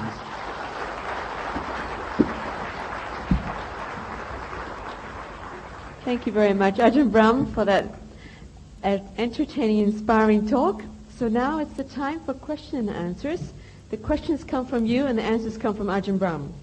So please pen down your questions, or you're most welcome to stand up as well to just say your question out. So whichever you feel most comfortable with. There are plenty of volunteers who are available to take the question of you. There is in fact a piece of paper that has been prepared and given to you. And for this evening, because it's my first time in Johor Bahru, there's a special offer on. The first question gets double merit. This is called marketing, encouraging the first question. It's a special offer not to be repeated. Please be quick. Actually, I do have a question already. Okay, they get already. double merit. Yeah. I observe the 5 precepts and meditate to live a more meaningful life. One of the precepts is do not steal, which bothers me a bit. In today's society, some companies like Microsoft charge high prices for their software, as we all know. That's why Bill Gates has become the richest man on earth. If Bill Gates was a Buddhist, would he be considered breaking his precepts? Secondly, poor folks like us have to buy pirated software at a very much lower price. Again, do we break the precept even though we paid for the product, albeit at a lower price? Lastly, I'll keep that other question next. Okay. First of all, that Bill Gates is not the richest person in the world. Okay, you know, what does it say in the Dhammapada? That contentment is the highest wealth. So who's the richest people in the auditorium today? The monks, yeah, contentment.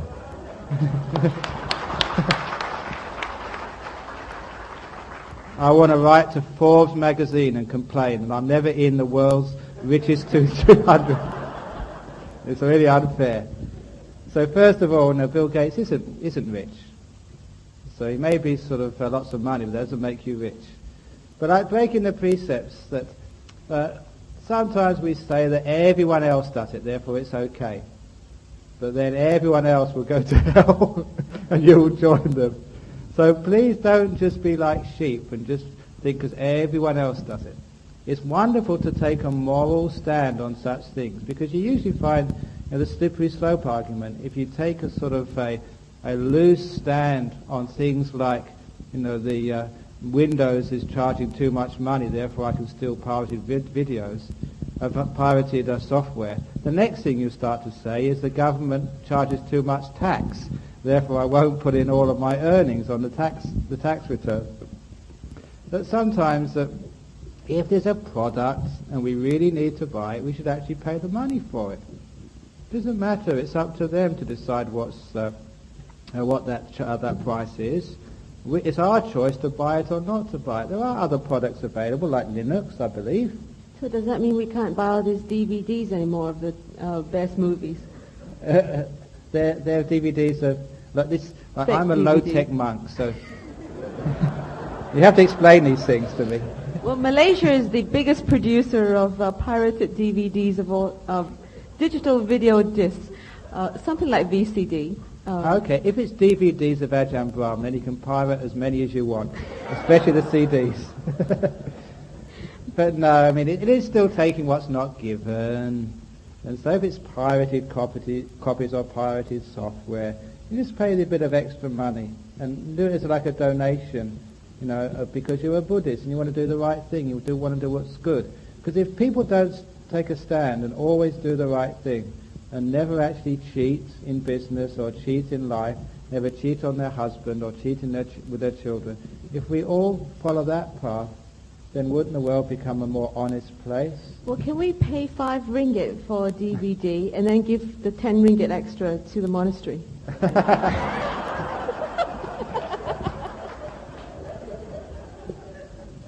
No, that makes me an accomplice. Sorry, that wasn't your question, it was mine. All right, next question. I once read that late Mother Teresa went to a supermarket, loaded up her trolley with foodstuff, and proceeded to exit the checkpoint. Of course, the cashier did not allow her to leave without paying. Fortunately, the person behind the queue volunteered to pay. Her reason for not paying was that the food are for the very poor people in India. So did she break the precept? Yeah, I think that sometimes we have all sorts of justifications for stealing. I remember I used to teach in prisons. One of my prisoners sort of came up to me and said he never steals from people, he robs houses. And you can see that sometimes we have all sorts of justifications for stealing things or taking things. And sometimes we say, because I need it more than they do. And my goodness, you have to be very, very careful when you break your precepts, because everyone usually finds some reason for doing it. If you say something terrible to your wife, you always think she deserved it. Or if you break your precept of, for example, like fishing, you think, well, there's too many fish in the lakes. I need to sort of, to relieve the burden of all those fish in the water. There's always some reason why we do these things. And so sometimes it's not really the justification coming from wisdom, it's always a justification coming from our defiled mind.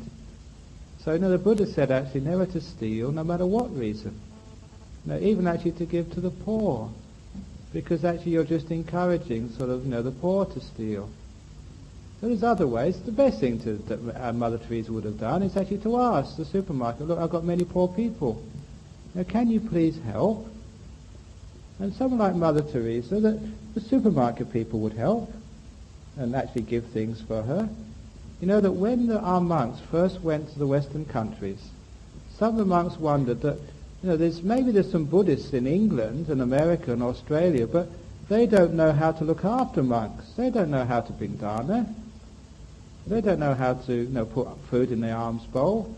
So that sometimes we might starve, we might not get any food. And the response of Ajahn Chah was, aren't there any kind people in England and Australia and the United States? Sure, there's kind people. And he said, as long as there's kind people, there'll be people to look after you.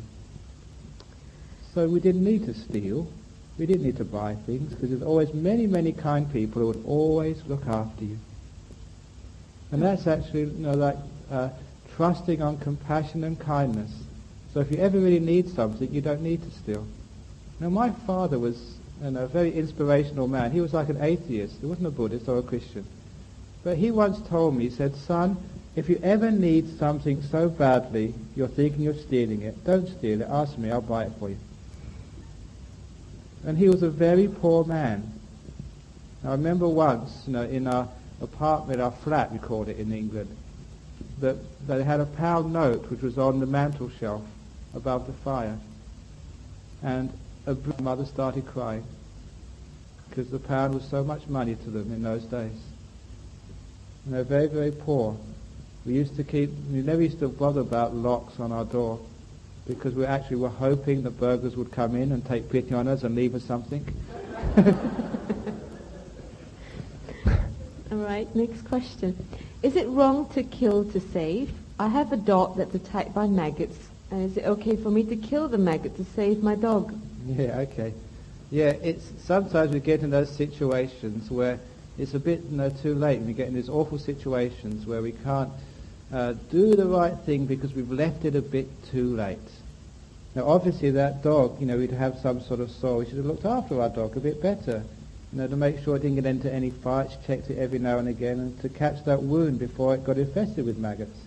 But once it's infected with maggots, then you obviously have your choice to see if you can obviously take those maggots out, but sometimes you do have to kill them. Because I confess in my life that twice as a monk, I deliberately killed living beings. And once it was because I had worms myself. And in those days, the only medicine was actually to kill the worms. It was either them or me. So it's only twice in 28 years as a monk I've done that. The other time was when there was a plague of wasps in our monastery. And those wasps were very, very violent and aggressive. And they would sting you 4, 5, 6 at a time. And when they stung you, you jumped. They really hurt. But I got 4 on me once, stung at the same time. Oh, that was like being hit with a cane. And one poor monk got bitten 7 times, had an allergic reaction, stopped breathing, and came that close to dying. It became dangerous. So together with another monk, I decided to take the karmic consequences of my action, and I knocked down their nests, from the huts, knowing that many of the eggs would be eaten by ants. And I did that. I thought, well, it's a wrong thing to do. I did it very mindfully, with as much compassion, and I decided to take the karmic consequences of that. So you did chanting for them? Oh, yeah. So in such situations, it's very, very rare it happens.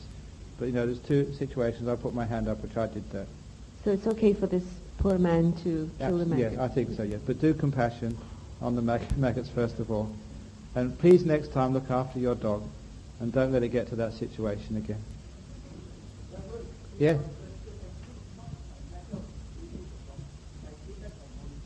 Oh, okay. Right. Oh, yes, yeah. Yes, fair enough. Okay. Okay, yes, okay. It's fair enough, but if it's something which happens like that, sometimes it's unavoidable. It's an interesting question because it comes with a question of should we all be vegetarians or not? Because they say that if you eat meat, you're involved in killing somewhere along the line. But the answer to that is a common question: is that even when you eat rice, you're involved in killing as well. If you've ever actually watched a farmer plough their rice fields, you will see that they dig up many beetles and worms and other animals which live in that soil. And many of them get killed, many get mutilated, and many who are brought up on top of the soil get eaten by the birds. You always see the birds coming in afterwards. And so even eating rice involves killing of other beings. The point of life, of compassion, is not to eliminate all killing, because that's impossible. Now, we actually live at the expense of many other beings. But the point is we try and limit it as much as we can, so we don't do unnecessary killing of other beings. And especially realizing that our life is at the expense of many others. We make sure we use this precious life of a human being and don't waste it, because we know that many other beings actually sacrifice themselves for us to live. So don't waste this precious human life, because it costs the lives of untold other beings. So in the case of that dog there, you have to do it sometimes. Do compassion and see if there's some time in the future that next time maybe you can give your dog to a friend or something. Try to, if it's at all possible, sometimes it's not. If it is possible, try to limit the destruction of life as much as possible. There'll always be accidents sometimes happen, unavoidable situations. But our job of compassionate people is actually to try and limit the destruction of life. Does that make sense? Okay. Buddhism is very practical. Yeah, it has to be. What are the basic differences of the teachings of the Theravadan and the Mahayana Buddhism? At the recent conference on Buddhism held in Kuala Lumpur, the aim was to come together to resolve some of the conflicting issues of the various groups of Buddhism or traditions. Can you enlighten us on the conflicting issues, please? Okay, the conflicting issues and the uniting issues. I'm going to start with the uniting issues first of all, because we spend too much time in conflict. Sometimes at Mahayana and Theravada, Vajrayana, sometimes people ask you that question in the West. And what they really mean when they're asking the question, can't you monks get your act together so you can be in harmony together? You teach us lay people to live in harmony together, and you're arguing yourselves amongst which one is the best. It doesn't sound very good, does it? And sometimes the monks look like hypocrites. We're teaching everybody else to live in harmony, but we can't live in harmony amongst ourselves. So when you actually look at those traditions, sometimes when you live isolated in your own tradition and you don't meet the other traditions, it's very easy to get wrong impressions of them. But when you meet those traditions and see how they're actually practicing, what they're actually doing, not so much what they're believing or why they're doing it, but what they're actually doing, you find a lot of common ground there. And that's why I tell many people in the West the difference between Mahayana, Theravada and Vajrayana, the three great traditions of Buddhism current today, is just like a cake with three different types of icing. Some of those cakes have got very thick icing. You've got to dig a long way down to get to the cake. Some have got very thin icing, and the cake is just under the surface. If you dig deep enough into each one of those traditions, you'll find Buddhism. The common teachings. Because all traditions want to keep precepts, because the Buddha said so. It's a path to happiness. All traditions practice compassion. And sometimes people criticize Theravada being selfish and not going out to help other people. My goodness, look what I've been doing for the last 2 weeks. So his actions speak louder than words. But we all have the same cake underneath. And sometimes I explain it like this. The theoretical part of all those traditions, Theravada and Mahayana. In Mahayana you've got something called the 6 paramitas. That's what a bodhisattva is supposed to be practicing, isn't it? What are those 6 paramitas? I'm going to rearrange them again, because I like rearranging these things to actually make them clearer. There's Kanti, which is endurance, perseverance. There's energy, virya. There's dana, generosity. And the last 3 of the 6 paramitas is sila, that's virtue, precepts, samadhi, meditation, and panya, wisdom. Those are 3 of the 6 paramitas which every Mahayana, Vajrayana has to practice. So what is Theravada Buddhism? What is the Eightfold Path? Sila, precepts, samadhi, meditation, and panya, wisdom. We also practice Kanti and dana and virya, which is perseverance and energy and generosity. So we may think we've got different theories, but we actually practice the same thing. If you live in Perth and you walk east, you'd eventually come to Sydney or Melbourne or Brisbane. It doesn't matter why you go east, whether you go east for the enlightenment of all other beings, or you go east for your own enlightenment. When you don't really understand what enlightenment is, you don't really realise what you're doing. But if you go east, eventually you get to Sydney. In the same way, if you follow the Eightfold Path, you do Sila, Samadhi, Panya, the Buddha said it leads to only one thing, enlightenment. So it doesn't really matter all this Mahayana, Theravada, Hinayana business, or Mahayana, Vajrayana. All this business, actually, if you look at what good monks and good nuns, good laymen and good laywomen are doing, it's exactly the same. That's why, isn't it the case? I think the Metta Lodge is supposed to be a Theravada Buddhist society, isn't it? But my goodness, if there was a good Mahayana monk coming here, wouldn't you come and listen to them? If there was a good Mahayana nun, or Theravada nun, or Tibetan monk, or a Tibetan nun, wouldn't you come and listen to them? I hope you would. Because these days, in Western countries certainly, and in Malaysia and Singapore, basically you're not really concerned about whether they are from Australia or Malaysia or Tibet or Burma. You're not really concerned about whether Mahayana, Vajrayana, Hinayana or some other yana. All you're really concerned about is whether they give a good talk or not, and whether it's entertaining but also interesting and useful.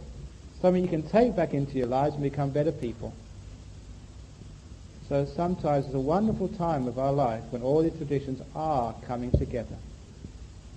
And I hope all of you are coming together, not just in your religion, but also in sort of other religions as well.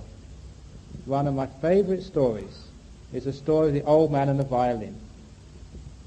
Once there was an old man living in the mountains who had hardly any education. He worked so hard to bring up his children and send them to school and then even to university. He had to work so hard to do that and sacrifice so much. When his children did very well at university, when they'd established themselves as doctors and lawyers and businessmen and businesswomen, they invited their father from the village in the mountains to the city for the first time. And so this simple man saw sights he'd never seen before. And one day he heard a terrible sound, a scraping, scratching sound which hurt his ears, which grated at his heart. It was the worst sound he'd ever heard in his life. But nevertheless, he was curious. He wanted to know what made this terrible noise, so he followed it to its source.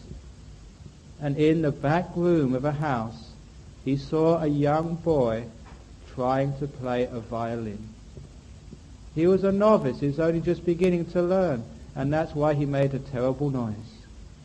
Now this was a very simple man who'd never seen a violin before, who had hardly any education. He thought it was the violin's fault. And he thought that all violins sounded like that, and he vowed he never wanted to hear such a terrible instrument ever again. The next day, in a different part of town, he heard a very beautiful sound, a sound which was so sweet and melodious, he too wanted to find out what it was. And you probably already jumped ahead, because that sound was also a violin, but this time being played by an old woman who had been practicing all her life and was now a maestro of the violin. And when he saw how a violin could be played by an expert, he realized his mistake. It was not the violin's fault, it was just that the person had not yet learned how to play it. And he thought, that's the same with religions in the world.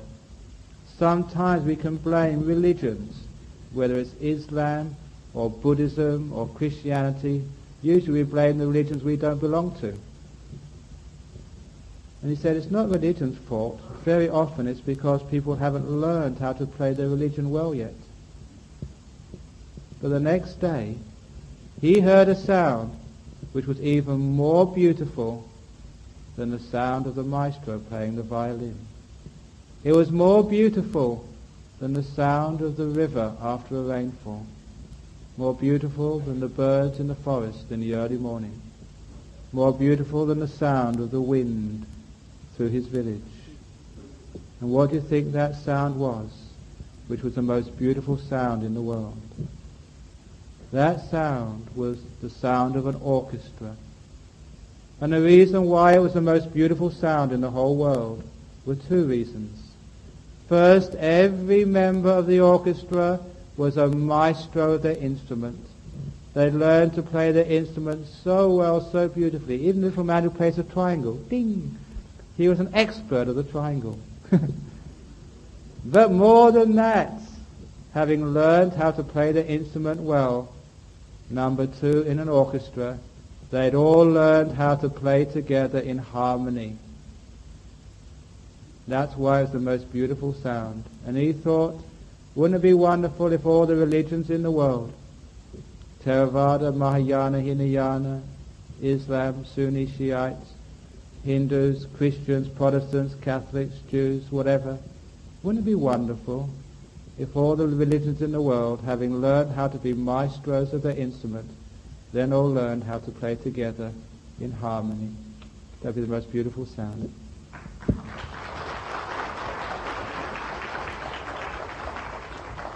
Thank you for that.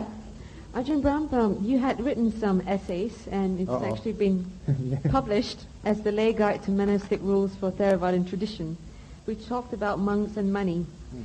Buddhist monks and nuns are not allowed to accept money for themselves, nor are they allowed to tell a trustworthy layperson to receive it on their behalf and keep it for them, for example, keeping a personal bank account. Such practices are explicitly prohibited in the 18th rule of the section of Vinaya. As we know, in Mahayana tradition, they have said that they have different set of rules, and also I think monks today take the alms bowl and go to the hawker center or market to ask for money. So what's your view on that, given that what you've said and what's being practiced today? Yeah, about the rules about the monks and money, it's true especially for Theravada monks, because the Theravada Vinaya, there's only one Vinaya. The Vinaya is like the rules of practice for monks, and that's not to accept money, especially for personal use. You don't need money. I live in the Western countries. There's few Buddhists there. The Venerable Monk in front of me lives in England. And you never need to have money. There's always kind people who look after you. And actually people get inspired when you don't accept money, because you're supposed to be monks. What does the word monk mean? It means someone who's left the world. It doesn't have any sex, few possessions, and doesn't have actually money. That's actually what a monk means. And it's interesting, in the history of Buddhism, 100 years after the Buddha passed away, there was a controversy in the town of Vaisali. You know what the controversy was over? Whether monks could use money or not. Because a group of monks said, 100 years have gone past now since the time of the Buddha. Times have changed. It's not the same as when the Buddha was around. We should modernize Buddhism and allow monks to have money. That was actually the reason, 100 years after the time of the Buddha, 2,400 years ago. And the monks, the arahats, said you don't need to have money. And keep the old rules of the Buddha, the rules of simplicity. Because the Buddha actually said in the Samyutta Nikaya, in the Garmani Samyutta, that any monk who consents to accept money also consents to the 5 sense pleasures. Anyone who consents to the 5 sense pleasures is not a disciple of mine. It was so clear what the Buddha said. So I think it's good to encourage monks, not to accept money anymore, for the sake of inspiring people. You can give money to the temples, to build, the halls, the huts, and things like that. You can give money to the charity funds in temples, which go around looking after sick people, providing medicine for them, and charitable works like that. But why does a monk need money? I don't have to pay off a mortgage, and I don't have to pay off rates on a car. What do I need money for? So sometimes you ask, why does a monk, an individual monk, want money or need money? If I go anywhere, there's a reason for it, because I get invited to give talks. There's no reason to travel, then stay in your monastery. I haven't had money for 28 years, and I've lived a wonderful life. And whatever I needed something, there's always been someone to give it to me. So you rely on faith. And some of my monks, I'm very inspired by them. Some of the monks go to foreign countries like Japan and India without any gapiyas, without any attendance. Somebody offers them maybe a plane ticket to Delhi to go and visit the holy sites, and they get off the airport with no one to meet them, with no money in their pockets, just with their arms bowl, and they walk. And they walk and they see all the holy places without any problem at all. Why? Because there are kind people in India, there are kind people in Japan. Even in England, some of the monks were saying they go wandering in Ireland, a Roman Catholic country, just with their arms bowl, with no monies, with no attendance. And there's always people who stop them and ask, what are you doing? Who are you? We're a monk, a penniless monk. Can we give you something to eat? Can we give you a place to stay? Our monks have got so much trust and faith in the Buddha's teachings, they can go to even non-Buddhist countries in the West without any attendance, no one holding money for them, just with faith. And they always get fed almost every day, and always get a place to stay. And that is so inspiring to keeping those old traditions. So it's lovely actually if we really want to create an inspirational Buddhism for the 21st century, we want to go back to the heart of Buddhism, the simplicity which the Buddha had. The monks with few possessions. If you're going to be a meditating monk, meditate diligently. If you're going to be a teacher, really give yourself to teaching. Really sort of help other people. If you're going to be an administrator monk, administer, but you don't need to have money to do that. That's a job of the lay supporters, not the monks. So out of kindness, out of compassion, out of faith, especially in the Buddha's teachings, please keep Buddhism pure. Where there's money, there's power. Where there's power, there's corruption. So many monks in Thailand, Burma, other places, Sri Lanka, they get so much money, they become corrupt. So please keep Buddhism pure. Please keep it simple. Please keep it inspiring. not only will it make you close to enlightenment, give you a lot of happiness, but it will also inspire every person. Let's have a show of hands here. How many of you want the monks to keep the precepts, especially not to have money? Put your hands up.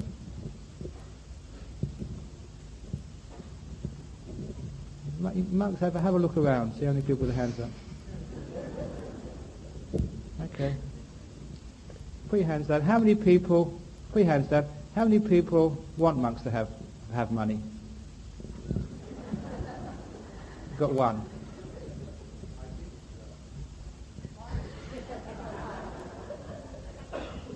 So there's a proposal here. City Yes. monks have a different set of rules from the forest monks. Yes, yes. Really? Okay. Yeah. It's an interesting comment. We'll probably leave it there because it's a very interesting one. But my own experience is whenever I've gone, even when you feel sick, there's always kind people. You know, when I travel, I never have a travel insurance. You know why I don't have travel insurance? Because if I feel sick, my good karma is my travel insurance. You know, if I fell sick here, there'd be so many people want to look after me. There's so many doctors want to make good karma. In fact, I'm very careful, if I do get sick, not to show it. If I have a little cough, by the following morning I've got so many bottles of medicine. In fact, I'm very careful because people always say, you must take my medicine, you must take my medicine. If I took all that medicine, I'd really be sick.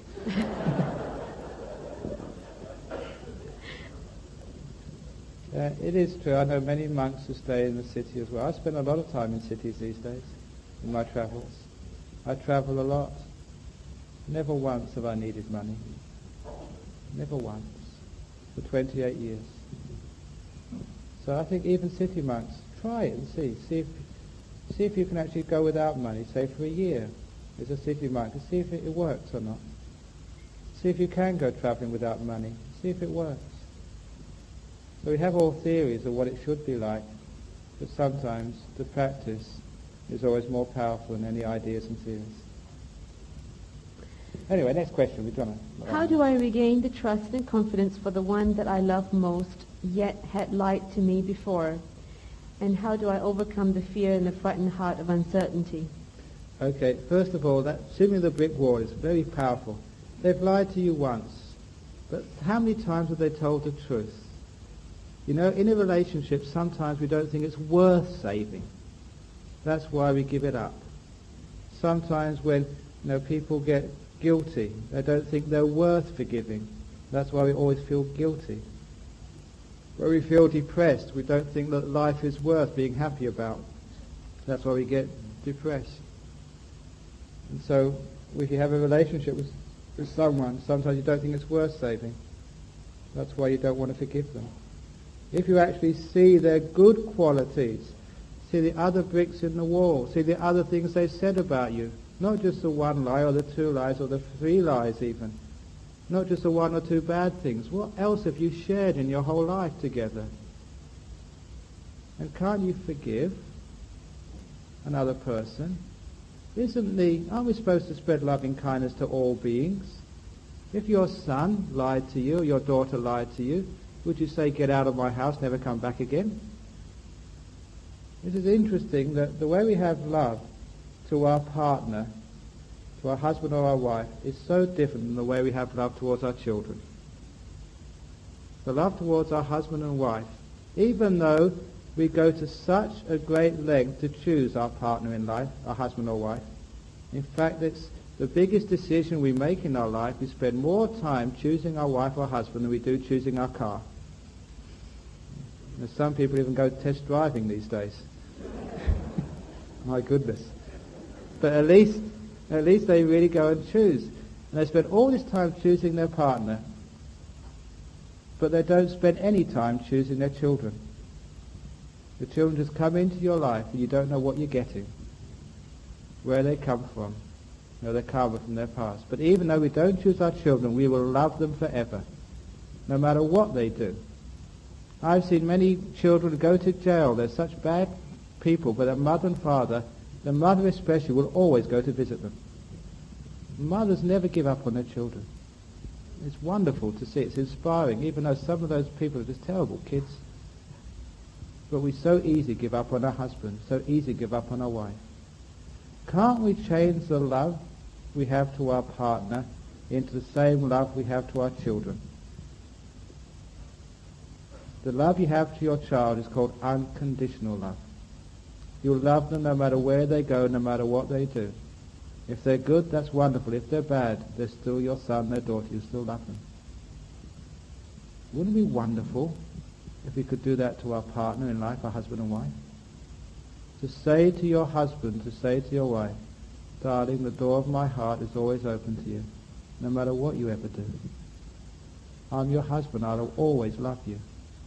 I will always care for you, with no conditions.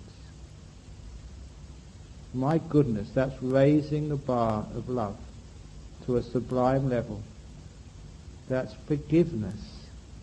I mention that because that was something my father said to me when I was about 13 or 14 years of age. He took me aside and said, son, no matter what you do in your life, the door of my house will always be open to you. That's what he said. I realized it wasn't the door of his house he meant the door of his heart. Whatever you do in your life, son, the door of my heart will always be open to you. That meant so much to me. It meant my father gave me unconditional love. No matter what I did, he'd always be my dad. He'd always love me and care for me. Can't we do that to each other? Especially to our wife and our husband. You try that.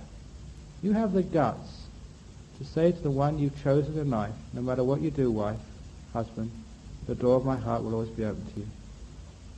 You'll find your partner will rise up to the occasion, like I rose up to my father's love. You don't want to destroy or disappoint someone so wonderful who gave you unconditional love. So if your wife or husband has said a lie and done something terrible, they may have even gone on step with your best friend or something, you go up to them and say, wife, husband, no matter what you've done, I still care for you and love you. The door of my heart's still open. I forgive you. Or if Mr. Bush had said that, doesn't matter how many of my countrymen you've killed, terrorists, fundamentalist Islamists, the door of my heart is still open to you as well. I will still be your friends. I still care. What would I have done? That would have shook the whole world. That would have been far more powerful than any bombs. That would be like a megaton hydrogen bomb of loving kindness. Now that would be wonderful.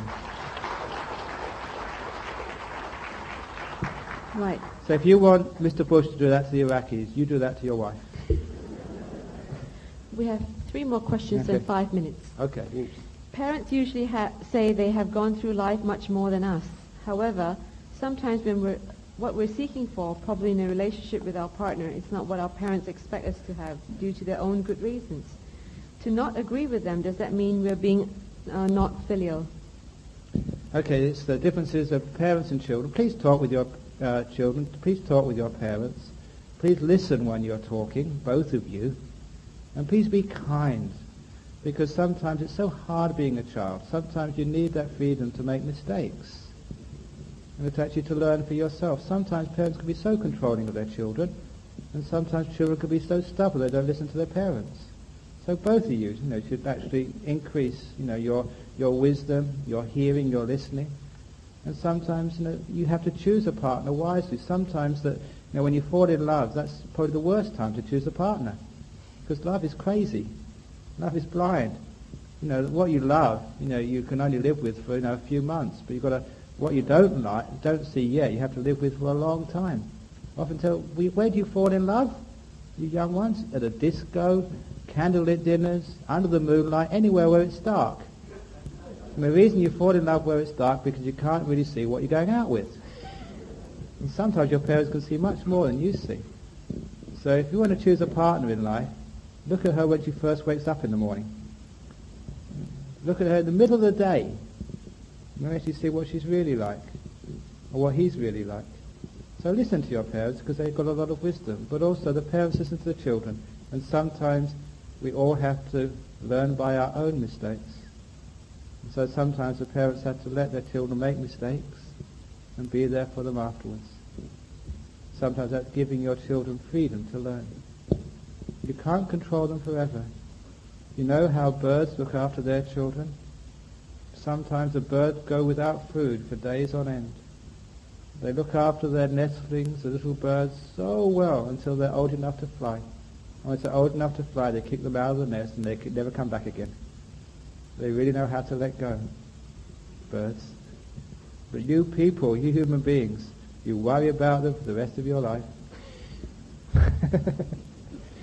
Can you comment on the belief by the Falun Gong that the truth expressed by the Falun Gong master Li Hongxi mentions about the third eye and many other such things? Okay, I don't really know Falun Gong very much, but I know that no person, no religious group, or no guru, no religion is the owner of the truth. The truth is like the air. It's free for everyone to breathe in. Buddhas only show the way. They haven't got a patent on the truth. No one can patent it. Not like Windows. No, not like Windows, no. But sometimes actually people are just so stupid that when people sell things, you know, it's amazing. If any of you know Evian water, there's water that people sell. How many people have noticed that Evian is naive, spelled water, naive, spelled back? So often is that we get gurus or teachers charging for things we think it's really good. The truth should be free and freeing. So the actual question of do you believe that that's... The third eye. The third eye, okay. 2 eyes are enough. But about a third eye. But you got also like the eye of wisdom, actually seeing clearly, and that's actually the mind, knowledge, wisdom. That's really, you know, if you're going to have a third eye, like the eye of wisdom. That's the best eye. Okay. All right. Last question. I'm not a monk, or not yet anyway, so I need to excel in my career. How do I succeed if I don't have any craving for success? Craving for success. Instead of having cravings for success, have craving for happiness. Because sometimes, you know, you work very hard and sometimes success doesn't come. Even sometimes people who are very skillful, are very clever, and they work very hard. Does everyone become successful? So actually, like, change what you're craving for, what you're aspiring for. Make happiness the most important thing rather than success. And then you find maybe that people won't think you're successful, but my word, you are successful. Because you're happy. Because you're content. Because you have a wonderful family. What's really important in life? That you think you're a success, or that other people think you're a success. Obviously, it's because you think you're a success. What other people say, they don't recognize what success is, what a success story is. Now, I'm a success story. I think so anyway. I'm very happy. But other people in the world say you're stupid. You know, you've thrown away all of your degrees and career. You just sit around all day doing nothing. Tell silly jokes. So a lot of people in Australia don't think I'm a success at all. Except the Buddhists. So when you want to be a success, make sure that you give the criteria for what success is, not the world.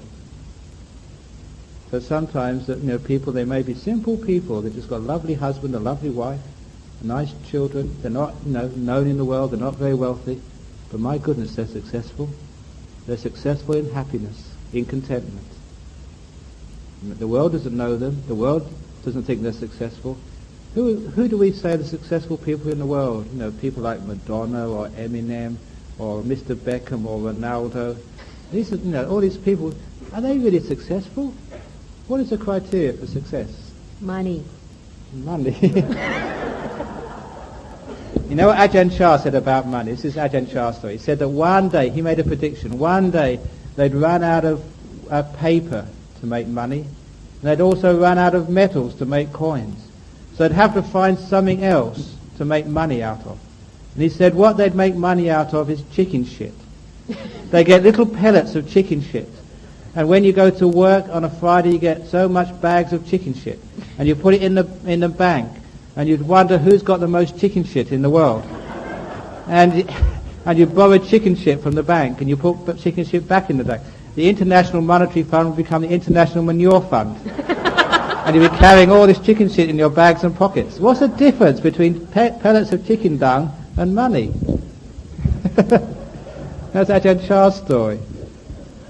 Point noted. It is just the value we give on this paper stuff or this metal stuff, that's all. It's just stones, isn't it, metal? Paper just comes from trees. So actually what is money? It's just the value we give on it. And the thing is, we give value on the wrong things. We should give value on, your inner happiness, your contentment, especially your family life, things which money can't buy. Aren't they the most valuable things in the world? That's why this evening's Dhamma talk, we didn't charge you for this Dhamma talk.